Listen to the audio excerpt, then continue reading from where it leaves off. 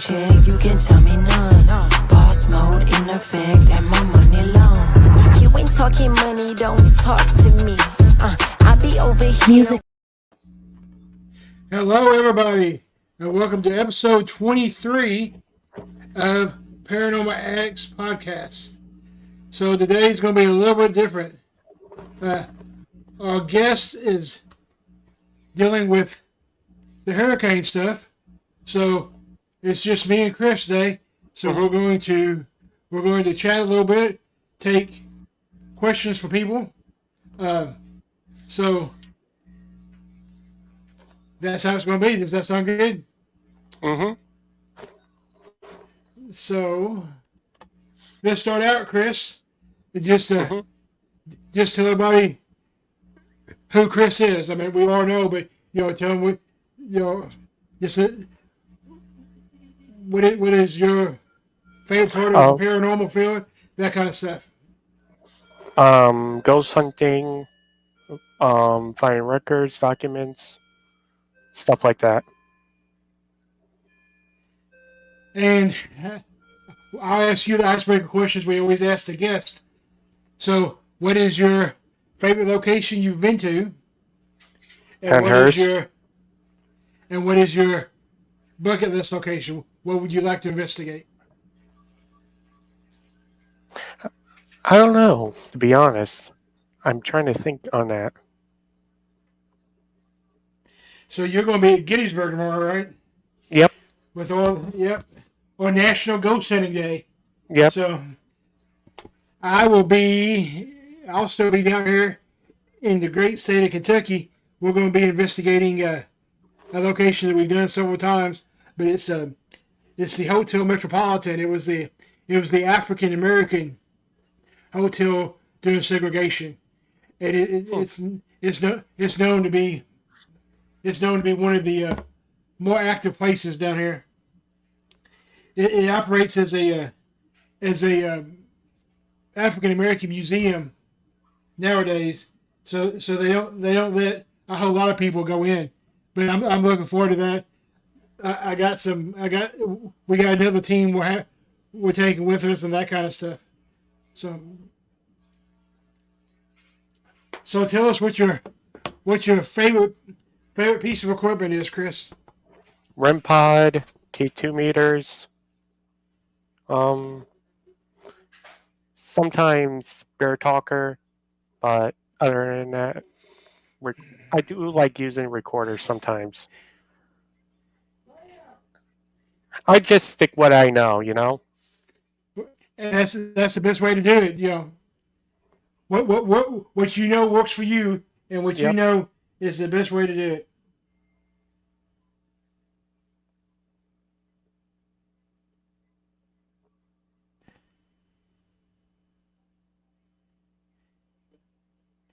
So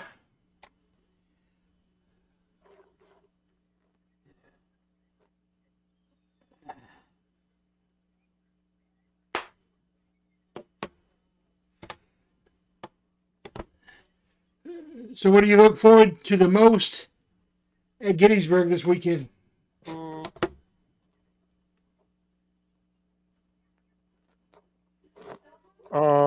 There's going to be a lot of people that is going to know me. That's the only thing. Yeah, I'm not a crowd person. I used to be a crowd person, but ever since like my brain surgery and stuff, I'm really not a crowd person anymore.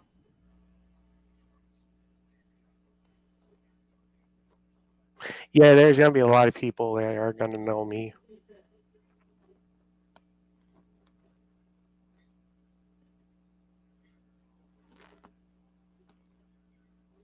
I see space. Hey, we got somebody finally. Yeah, yep.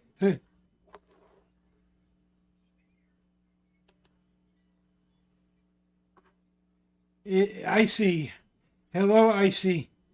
Hit us up with some questions. We're struggling here. Our guest got our guest is dealing with stuff with the hurricane, so we're just kind of doing an open forum tonight. I see. So hit us up with some questions. What do you got for us?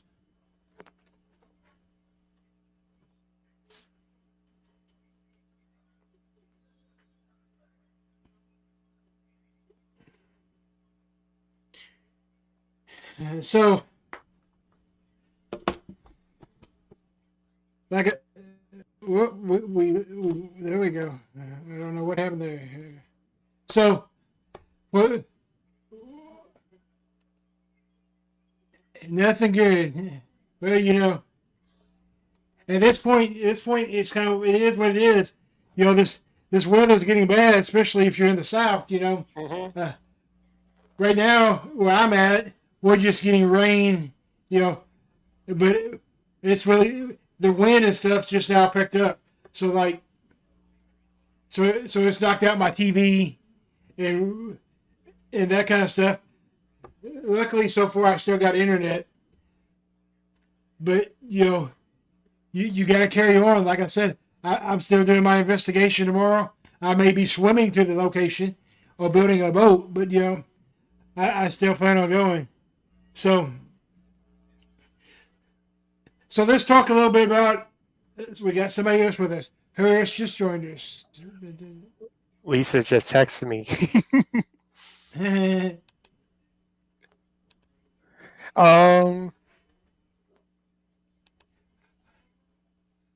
Both of your favorite location. Well, Chris, you already said your favorite location is Pinhurst. Mm-hmm. Would you like to tell them why? Because I feel there's a connection there to me, so yeah. That's a good reason. So my favorite location is, that's a tough one. I guess if I have to pick one location that I feel a connection to, it would be the Octagon Horror here in Franklin. I'm a history person to begin with, and it has the ties to the Civil War and all that stuff, and it's always active. So I guess So Damien, good morning.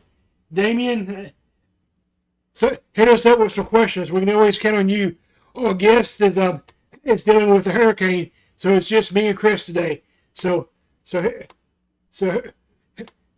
help us out with some questions, or heck, I'll send you the code and you can jump on here with us. But hit us up with some questions, Damien. So like I was saying, my team, we're pretty busy for the rest of the year.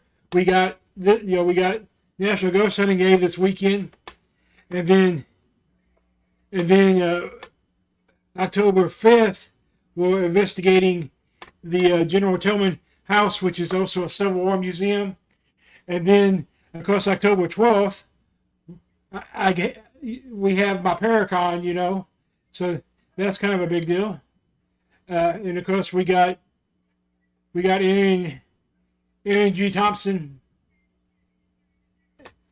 as a speaker, and Gavin Kelly, and then the 19th, I don't have anything paranormal, but I organized the Kiori Walk Across America for Kentucky, because that's the condition I have. So I got that the 19th, and then the 27th, we're traveling to Indiana to go to the Monroe House, aka the Demon House. So that would be good.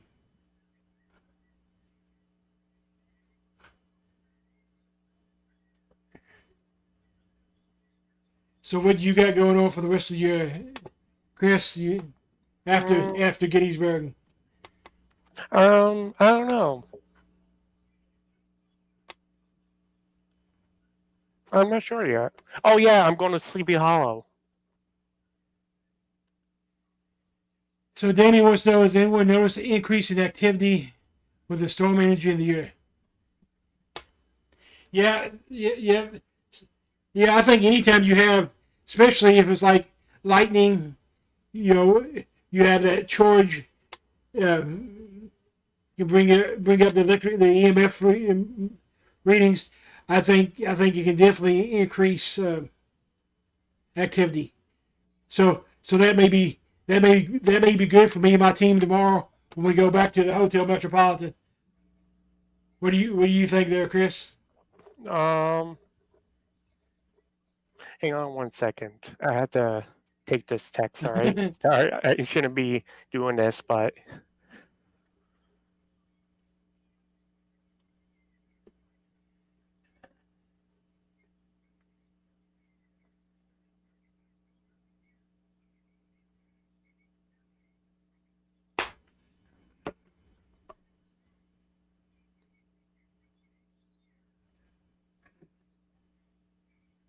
So let's talk about.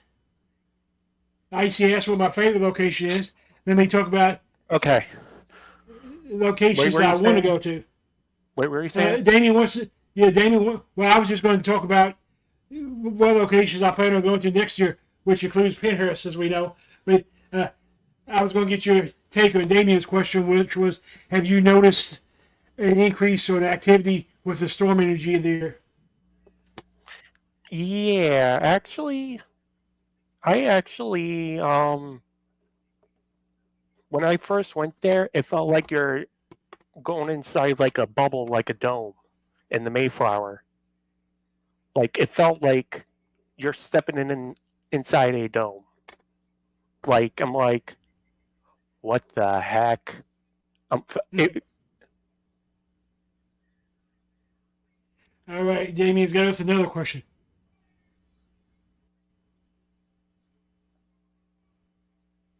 Which will be your favorite equipment tomorrow? My favorite equipment.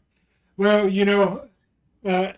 as we all know, I kind of investigate like a hybrid way. I do the scientific and the old school. So so I will. I'm actually. The thing is, tomorrow I'm actually training new people. So it's going to be interesting to see what kind of equipment I use. I actually have 4 new people on my team, and it's going to be training tomorrow. So I will be busy training. But I always use the pendulum every location we're at, and then we always do the Estes method, and I always do my EVP sessions with my recorder and my Paratech. So I'm excited tomorrow to be investigating the storm and to be investigating the National Ghost Hunting Day and to be training new people.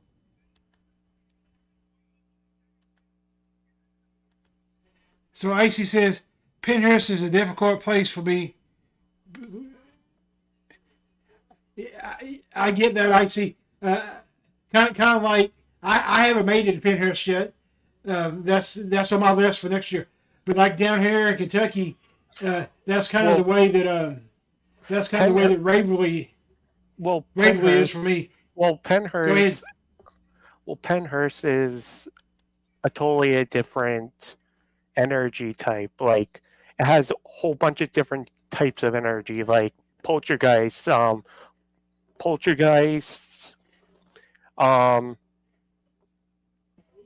like a whole bunch of different types of energy that you can think of: sadness, happiness, whole sorts of stuff. It depends on the spirits, in that building. Yeah,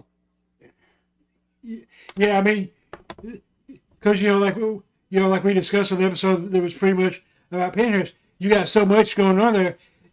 People will mistreat it, but it ain't like they will mistreat it on purpose, for the most part. So yeah, so you have the whole range of emotions. It's like I was saying, it's kind of like Waverly is for me. You go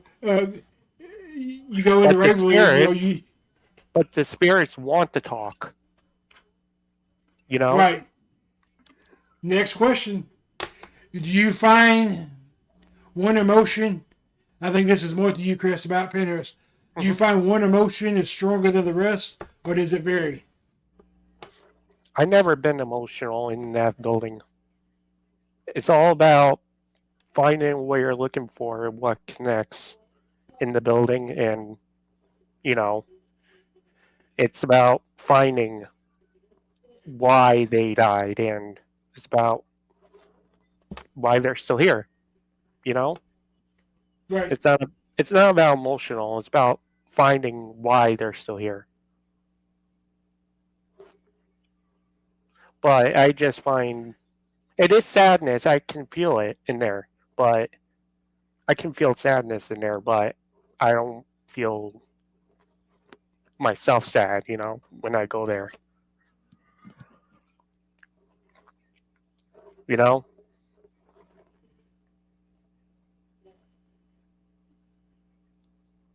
Which is funny. Yeah, I mean, When I was there, the reason how I find all these documents is because of maybe a spirit latch on to me to help me find these documents. I don't know.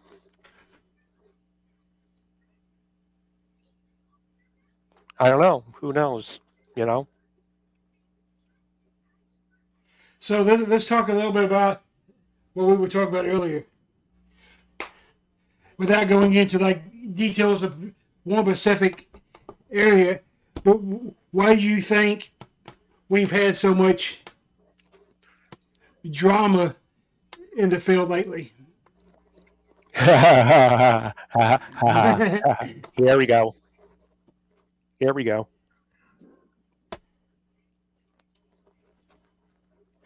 I don't think.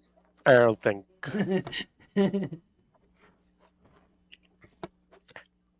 Hey, Damien, why don't you answer this question?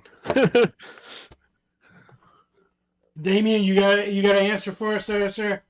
So what was it? The paranormal theory. They gave us two answers, and I think both of the answers were pretty good. One's basically ego.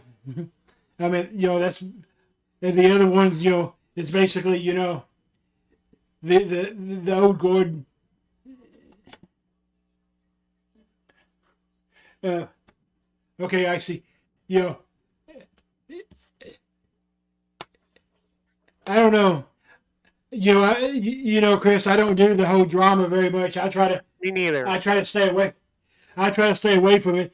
But sometimes you have situations that you just can't avoid. You know what I'm saying? Yeah, And it's yeah, yeah, important. It's important because you don't know what's going to happen with the location. You know, right, right. and same thing like Sam and Colby. you Those said two you goons. said the bad word there. Like those two goons. Yeah, that one killed me because you know me and everybody that knows me is Mhm. I do everything I can to promote. I don't really like use the term para unity as much, but to me, it's about community, not about competition. So I do everything to be positive. Mhm. So I don't ever I just post. found out about Twin Paranormal too. What Twin I don't ever Paranormal. post it. So when I finally made a post that was filled with facts about Sam and Cody, I actually lost a friend over it, because they said I should post negative things about people in the field. Well, I'll tolerate anything except for faking. Once you've been exposed as faking, I'm going to expose you. You know what I'm saying? So that's just the way I am.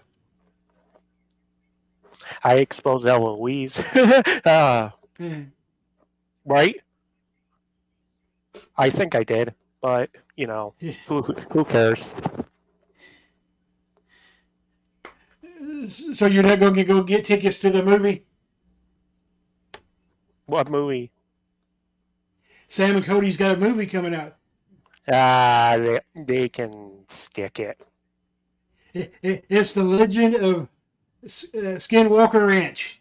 Sam and Cody. They can stick it. So anyway, I don't find if they're real. yeah, Even I don't like anybody that they've been exposed for faking it. So here's my issue. So Harriman Hospital. Dave Childer told me that they're just YouTube people, just YouTubers. Harriman Hospital down here in Tennessee. They actually rewrote their rules because of Sam and Cody. I mean, they tell you that when you go in. Yeah. When you go through the tour, you have to sign all the paperwork and all the waivers and all that stuff.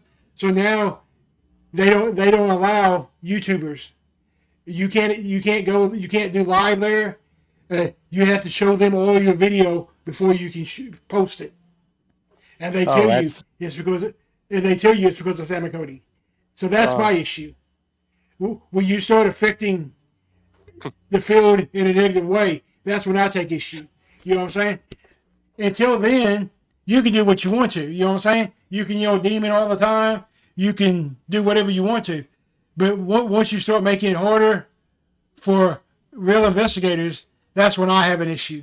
When I have to fill out paperwork, when I have to carry insurance, that's when I have a problem. Mm-hmm. You know what I'm saying? Mm-hmm.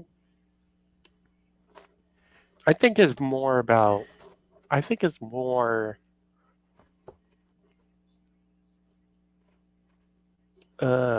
don't know. I can't. How do I put this?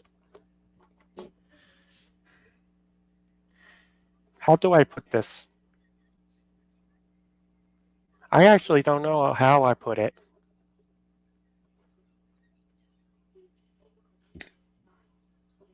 It's more about the viewers. It's more about the money. It's more about this. That's what it's all about. Is the Benjamins to them. They're trying to use it as a stepping stone, which is fine. I mean, if they want to use it as a stepping stone, that's fine. But don't fake stuff and don't make it harder on the ones of us that are doing it for the right reasons.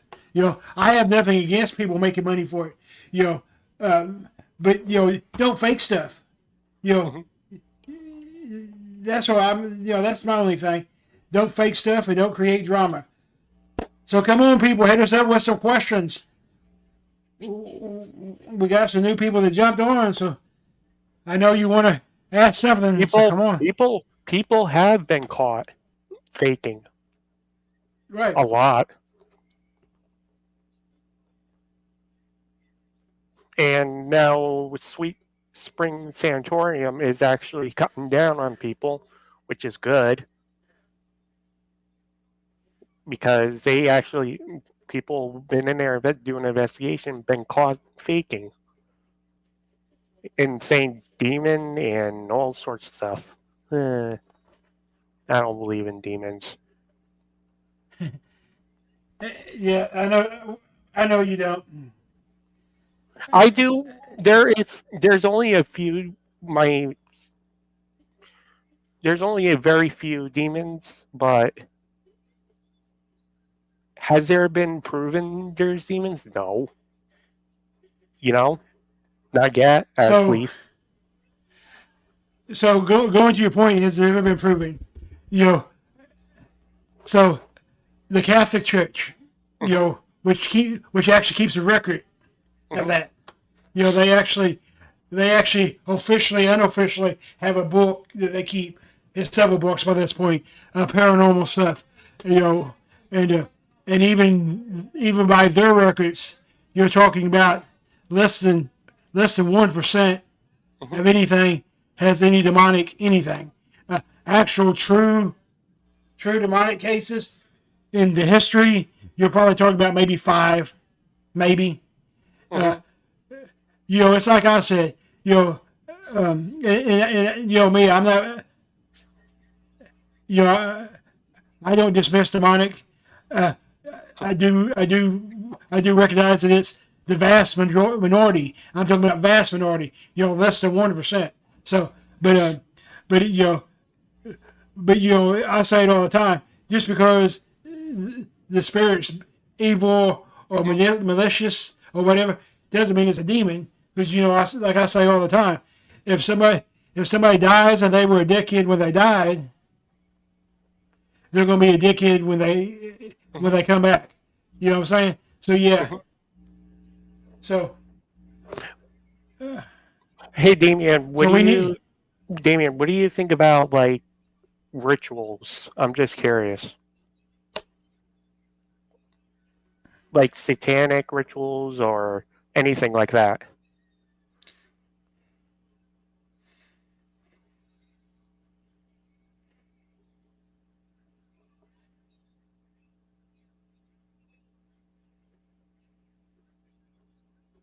Yeah, both.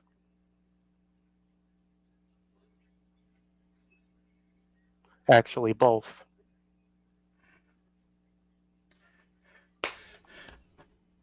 Witchcraft or spiritual, he says. I told him both. Both, Damien. Give us your opinion on both. How's that?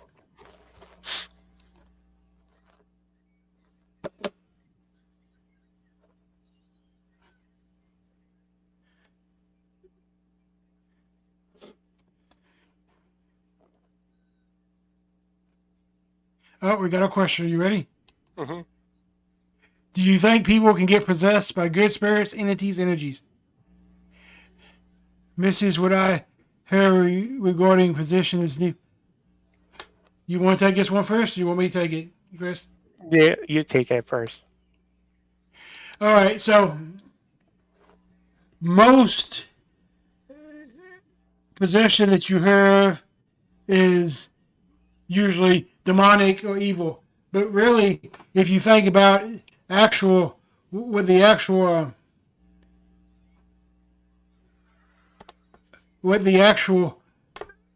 theory of possession is, it can be any type of spirit. Possession is just a way for them to communicate. So if it's a good spirit and they're looking for a way to communicate and they have the energy to go to somebody and the person allows it as a vehicle, by theory, it can be any kind of spirit. I think the reason we think of it more towards evil, negative energies is because for whatever reason, negative energies are usually more powerful. They have more energy, so they tend to be the ones that can do it. But if a good one has energy and is allowed to, I think they can possess somebody too, or use somebody as a way to communicate. What you think, Chris?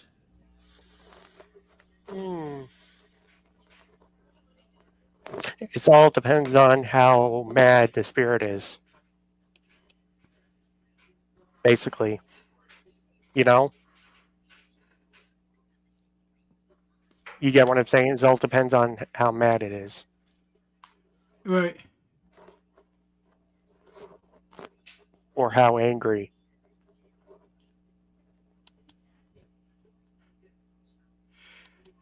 All right, so let's talk about, since we're talking about Damien, we can't talk about Damien without talking about a Ouija board.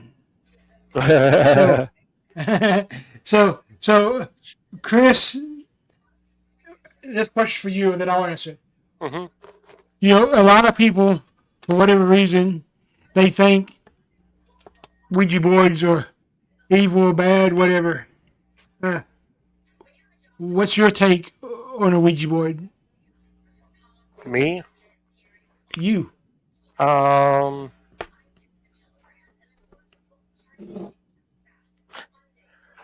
really don't know at this point. You're still gathering information. Good enough answer.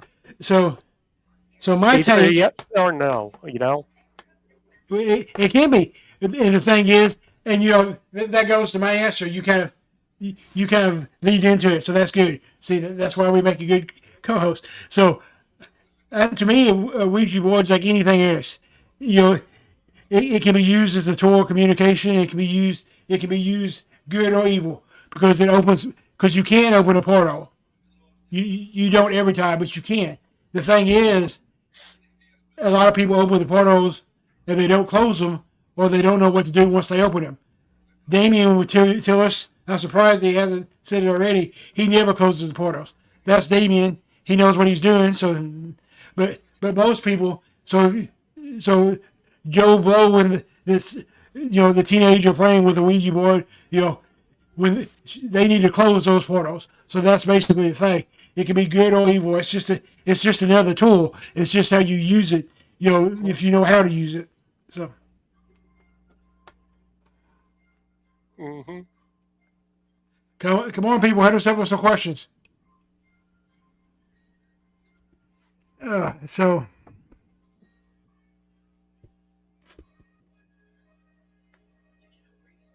Mm-hmm. I'll be there in a minute. Here's Damien's answer. I find them very informative piece of equipment for me. I deny that they don't work too much. What has happened now?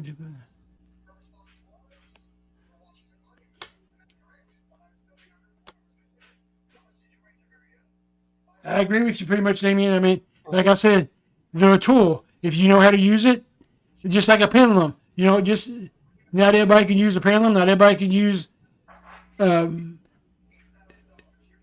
Ouija board. If that's a tool you're gifted with to use, more power to it. We got another question. I see. Are you ready? You're going to answer this one first. Are you ready, Chris? Mm-hmm. The question is, what is the scariest thing that has ever happened to you on an event?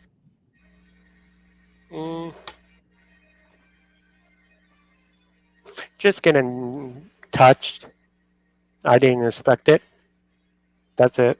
But just saying hello, I'm here, so I don't care. So for me, that's kind of a tricky question because I don't scare easy. So like things that I guess should be scary to me, really ain't. But like some of the things that I've had that would kind of freak you or whatever was I was on location with my good friend JB Coates, and she was live doing her thing live, and as she was live, with nobody there besides me and her two team people, I just get a big scratch across my face. So that's that would get your attention.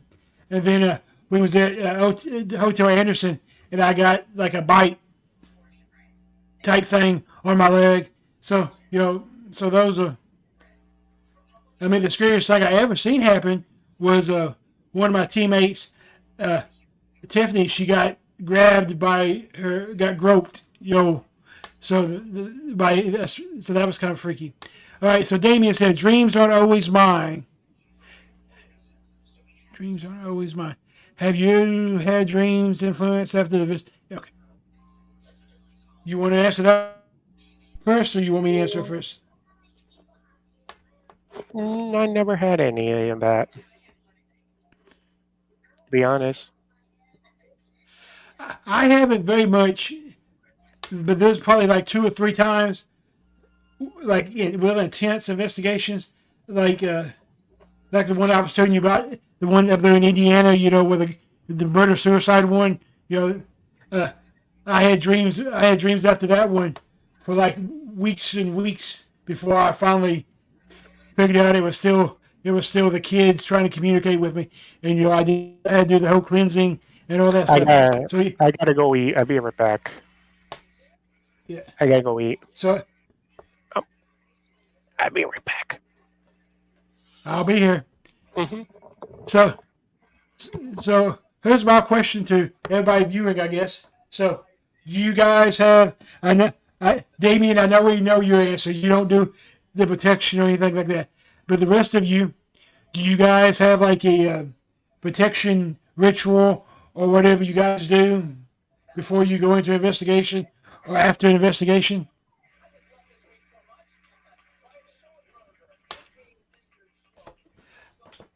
I mean, my team does. We do a little prayer of protection before we start, and then we do a prayer of detachment before we leave. I think the prayer detachments, the most important thing though, because we've had investigations where when we leave, we had things like making us physically sick and stuff. So, but I've also learned that that sometimes you have to remove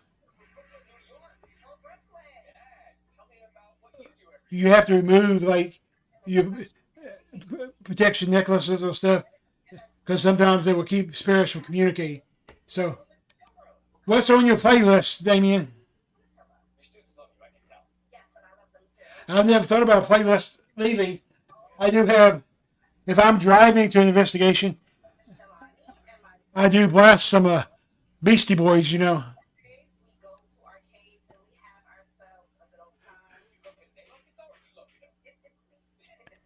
That's pretty much the same thing we do. I see. Yeah. We say nothing can fool us home, nothing can be attached to us, and yeah, or equipment or vehicles or person. Yeah.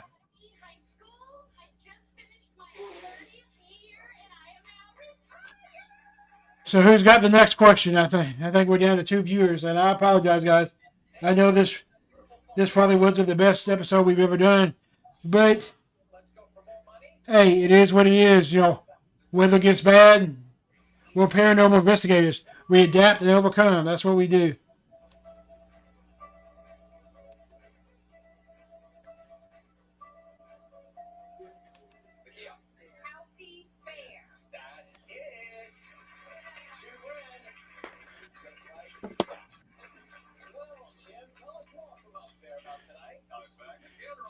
Thank you for tuning in, guys.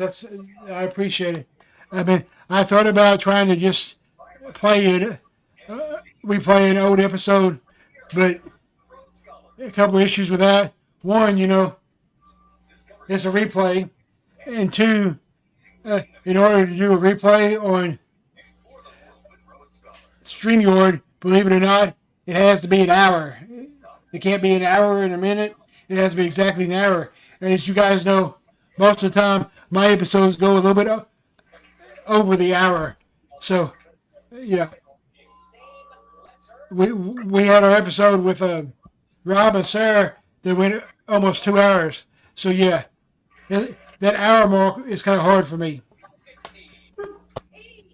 So, guys, here's a question for you guys, and then I'll answer it. When did you guys first get into paranormal investigating?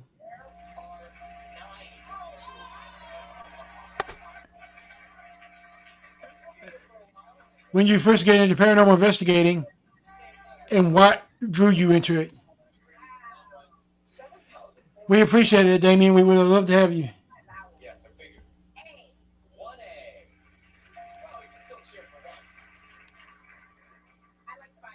My bucket list location, I got a couple, but one I'm going to mark off my list next year. I'm going to make it to Penhurst next year. That's one of my bucket lists. It's kind of odd that I've never been there. My other bucket list is a little bit harder, and that's the Stanley Hotel. I've always wanted to go to the Stanley Hotel, and I've always wanted to go to Alcatraz. So those are my two big bucket list locations.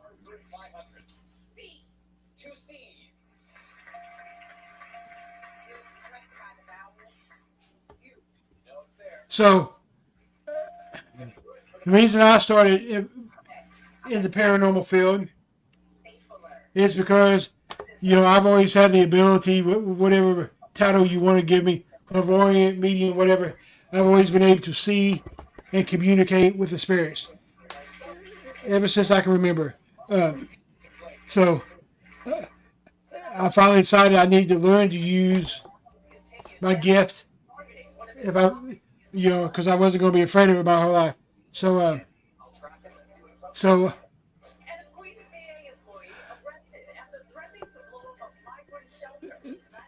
the first, I always went around looking at places and stuff. But I guess my first actual investigation was when I was 14. Me and my best friend, who is no longer with us, we went in on Halloween on our freshman year of high school. we actually spent the night in an actual haunted house. Where everybody else was trick or treating and going to the haunted houses. We spent the night in an actual haunted house. So you, Damien was born in a haunted house. I bet that was cool and not cool at the same time. So another question for the Peanut Gallery: do you believe children have the ability to see and hear spirits? And do you believe dogs and cats have the ability to see and hear spirits?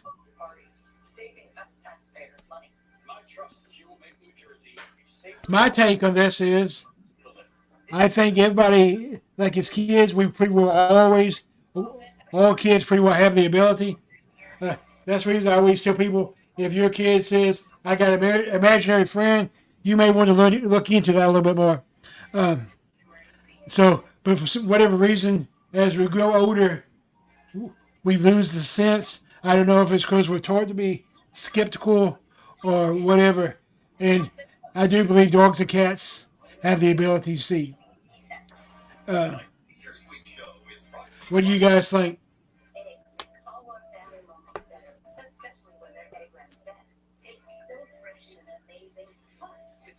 I know you guys have an opinion.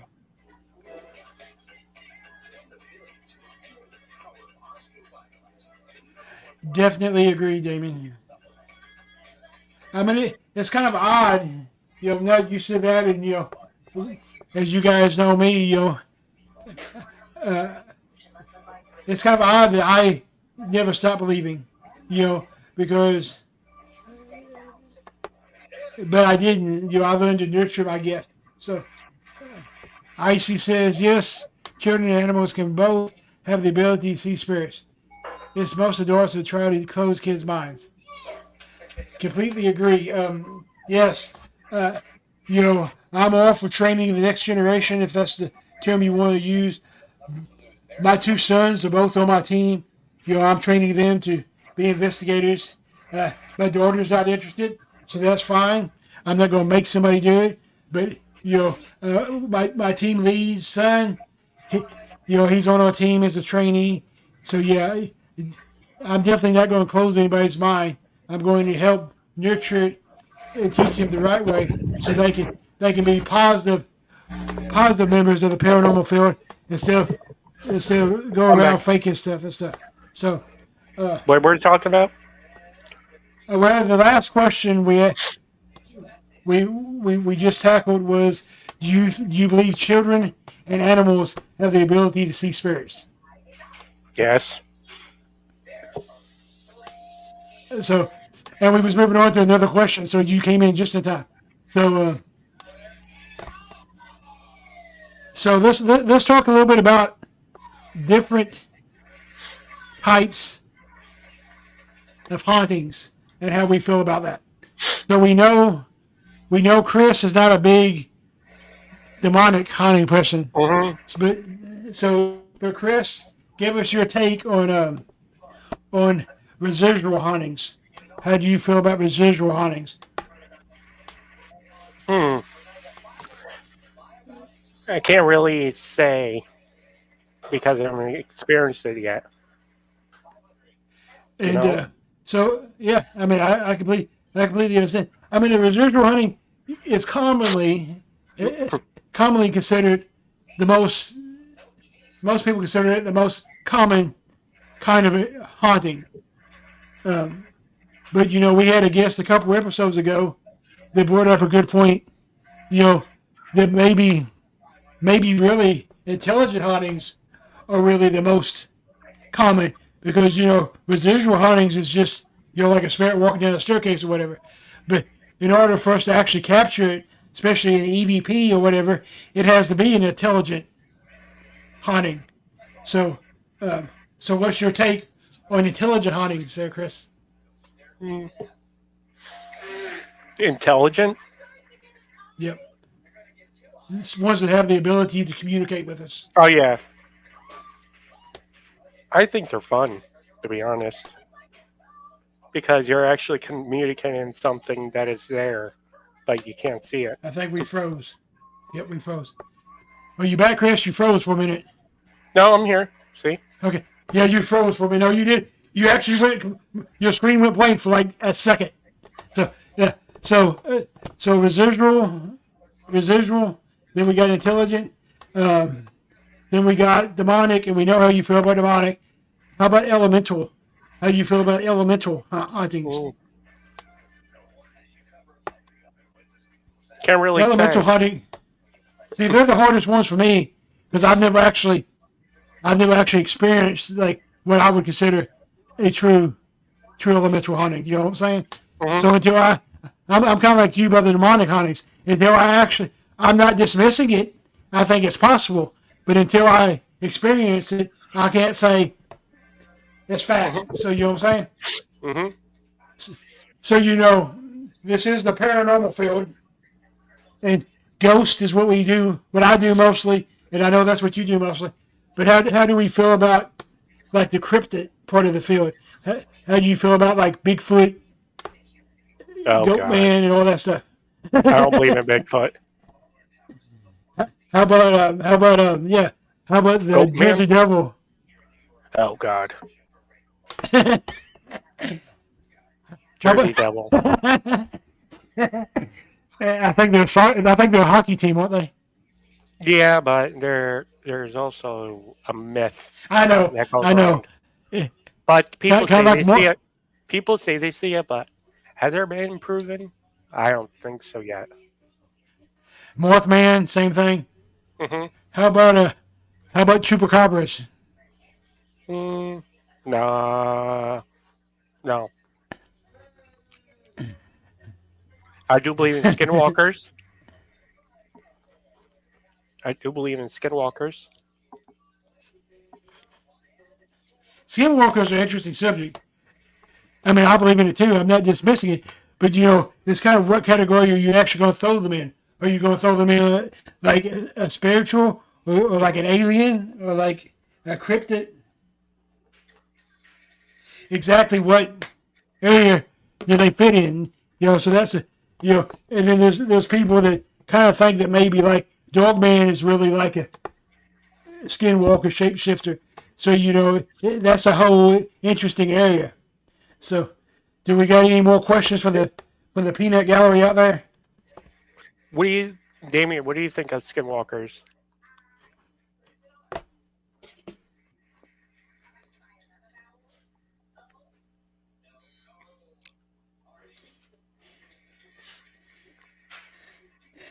Let's see what Damien says.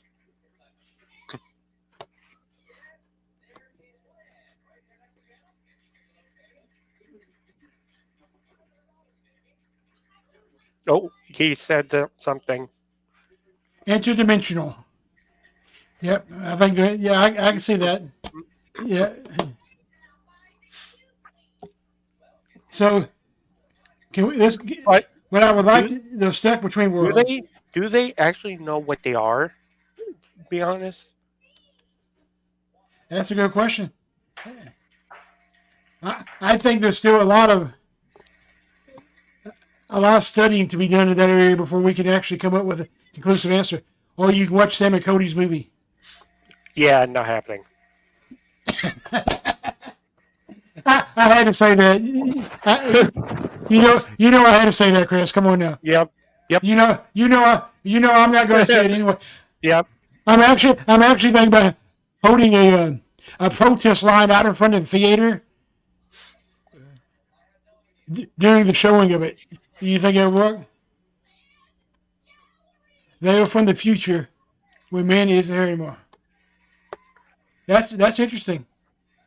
I've also heard that maybe they were here before man was.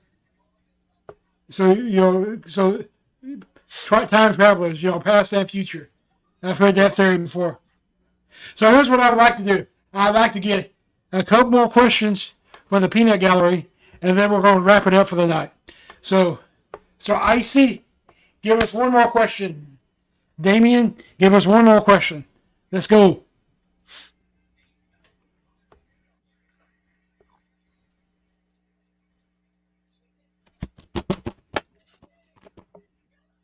Don't be shy. If you don't come up with a question, I'm going to start rapping here in a minute. I'm going I to start do. doing some Beastie Boys. I actually do believe in doppelgangers. You know, they say if you see one of those, that's usually, if it's yours, that's usually a bad omen. Yeah. Damien's got his question. Are you ready? Are you ready, Chris? Hmm. Do you think Morse code can be used for communication? Morse code. Yep. Morse code. That's an. Hmm. You know, like dot dot long dot. SOS. I think so. I I don't know can't why say it for couldn't. I sure. mean, yeah. I mean, Damien, now I'm going to have to go test this theory. Thank you for giving me something else to test. But yes, I've never actually tested it, but I don't know why not. I mean, especially if you're talking about like a spirit during World War II era, Cuban Missile Crisis, you know, the 50s era, you know, they would definitely know Morse code because it was taught during school and stuff. So with them knowing it, there's not a reason why you can't use it. I mean, we tell them to knock. So if we tell them to knock, why can't we tell them to Hmm. hello? You know what I'm saying? So yeah, I think I think it can. What do you think, Damien? You think it can? Yeah, I think I can. Answer your own question. Okay, we got Icy's question. I see we had some more people jump on. Guys, hit us up with some questions. It's just me and Chris today, so we're answering questions from the peanut gallery. Damien agrees with us that it can be used. So here's Icy's question. Are you ready? Can spirits that were born nonverbal in life communicate in the afterlife, especially using spirit boxes?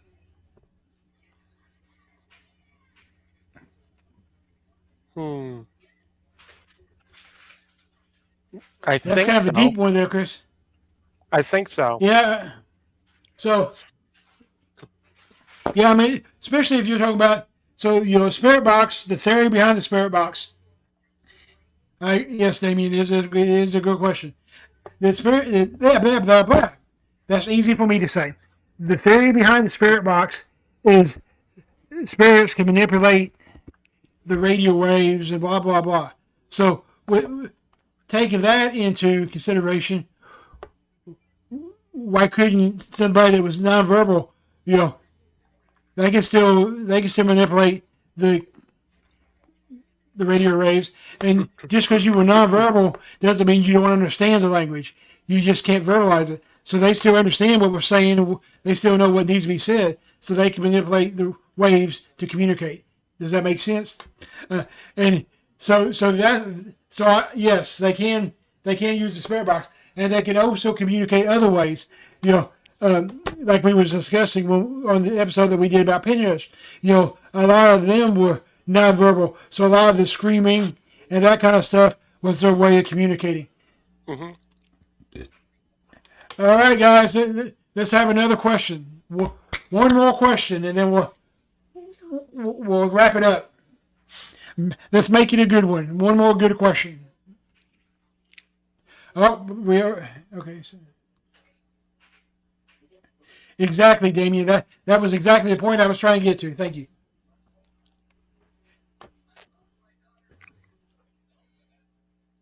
All right, let's have one more question, people.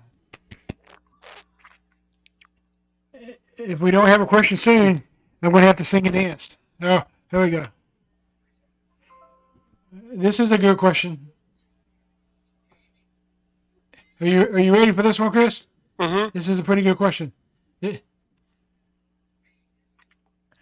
Can body art influence an investigation? Hmm. Body art. Like tattoos? Hmm. I'm thinking.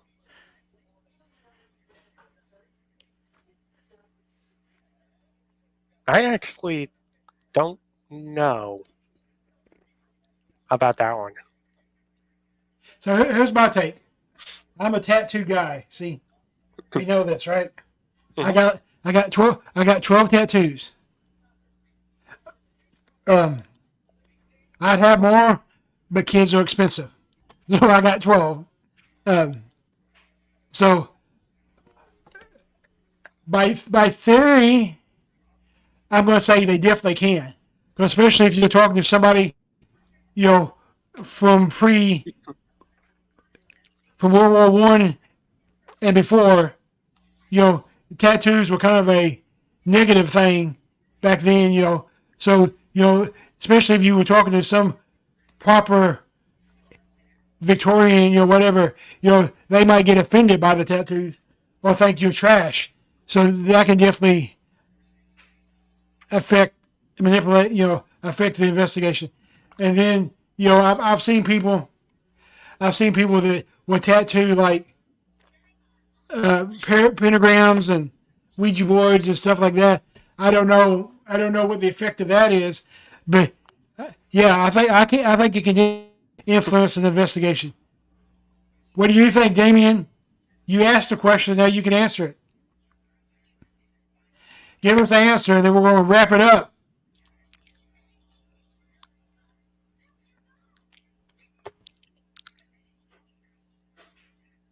I'm just curious why doppelgangers are so negative. I've never really understood that, but for whatever reason, it's if you see yours, it's Mhm. bad. Like if I see mine, I mean, if I see mine, it's bad. If I see yours, it's not necessarily bad. But if you see your own, it's a bad thing. So our guest next week is Dale Scott. That should be a good one. Um, so Damien says that body art can definitely influence.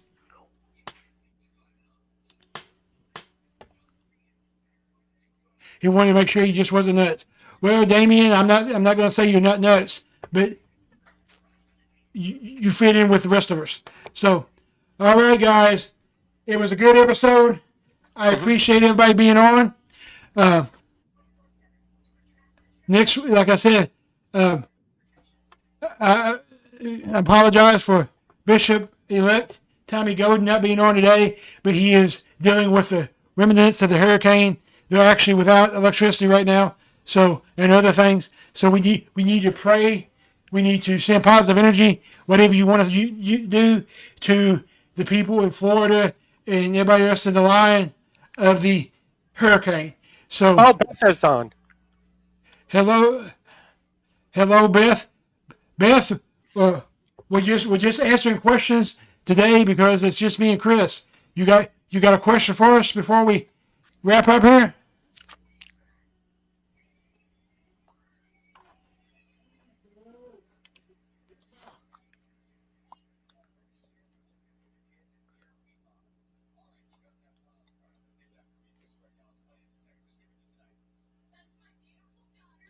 And not just clicking off when you saw my ugly face.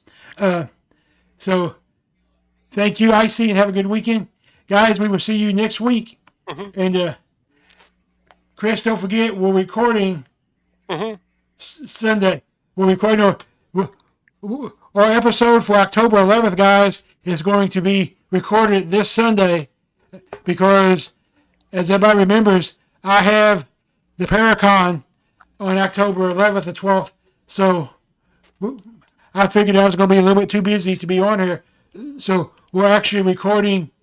Our guest will be Gavin Kelly,